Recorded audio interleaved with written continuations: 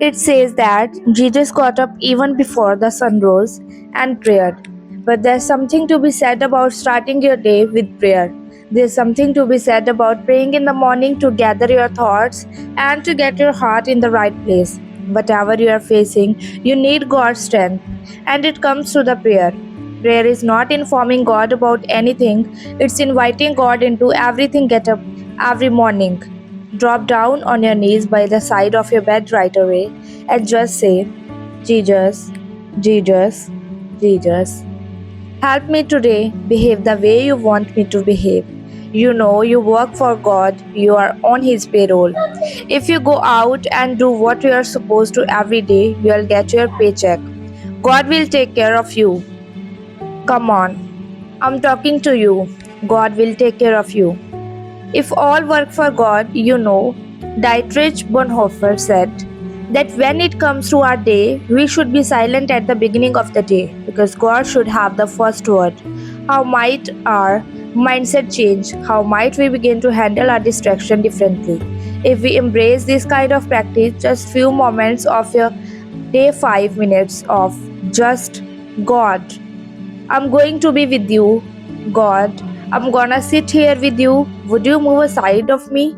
It's just a moment for you to be and to be with God. You ought to get up in the morning and say, God, I want to know you and love you more. I have done this every single morning of my life for decades. I don't get out of bed in the morning before I do this. I sit on the edge of my bed before my feet touch the ground and I just say this, Dear God, it's another day, and if I don't get anything else done, today I want to know a little bit better and I want to love you a little bit more. And if at the end of the day that the day sucked, everything went wrong, it was a terrible.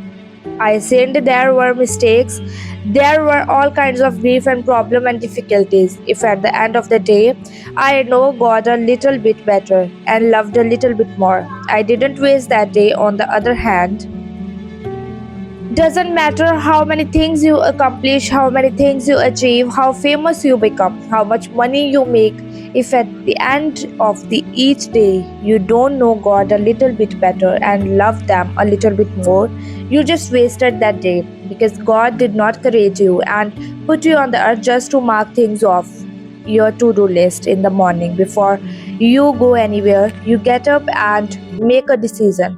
I belong to you, God. I don't belong to myself, and when I go out of this bedroom, I start dealing with my family. When I go out the front door and I start dealing with the society, I'm personal representative of the Lord Jesus Christ, and I need to put on behavior that's going to represent Him. I have the mind of Christ, I have the Spirit of God in me. I don't have the privilege or right, which is not really a privilege, to go out and just act like everybody else. And my real purpose in being here is not to please myself, is to represent God and draw other people to Him through my godly behavior. Before I actually physically get out of the bed, I just take that moment to remember. And one of my favorite verses for the morning is Psalm 143, verse 8. And it says, Let the morning bring me the word of your unfailing love, for I have placed my trust in you. I show me the way I should go for to you.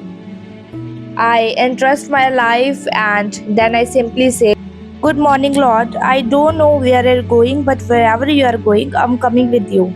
It's just a way of acknowledging, Lord, my steps are ordered by you. So today I want to gladly walk close to you in the steps that you have ordered.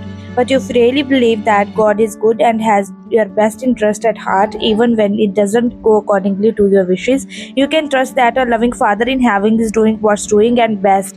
And in the end, though it may not make sense this side of heaven, what I know in the part, then I will know fully, even as I'm fully known. So one day, the things that don't necessarily make sense now will be able to understand. Then, in the meantime, I have to just trust I have a good and loving Father who has my best interest at heart. Amen.